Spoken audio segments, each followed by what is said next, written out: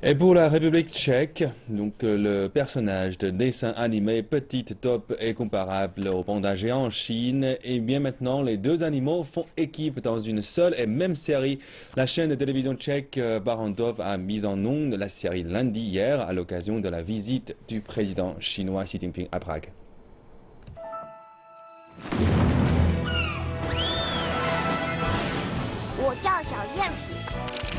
L'un est un panda symbole de la Chine, l'autre est une taupe qui a fait le bonheur des Tchèques pendant des décennies. Grâce à la CCTV et à la famille de la petite taupe, les deux ont rejoint leurs forces pour une série animée. Une série en 52 épisodes intitulée Panda et la petite taupe est en ondes en Chine et en République tchèque depuis lundi. La série de dessins animés qui fait partie des échanges culturels entre Chinois et Tchèques est depuis une rencontre qui avait eu lieu il y a 2 ans à Pékin. Yalomir Sokoup de la chaîne Barrandov a dit qu'il place beaucoup d'espoir dans cette série.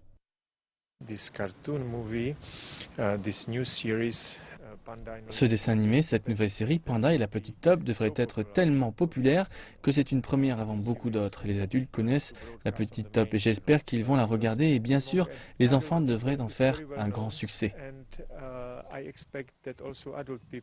Barrandov est la 4e plus grande chaîne de télé de Tchéquie. Elle a commencé à diffuser un nombre de programmes chinois ces 2 dernières années.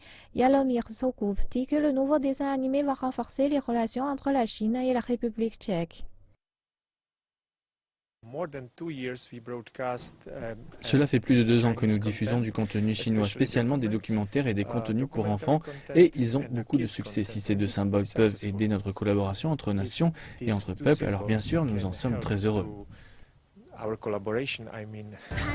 Dans la nouvelle série, le panda et la taupe se rencontrent en Europe et se rendent en Chine en fusée.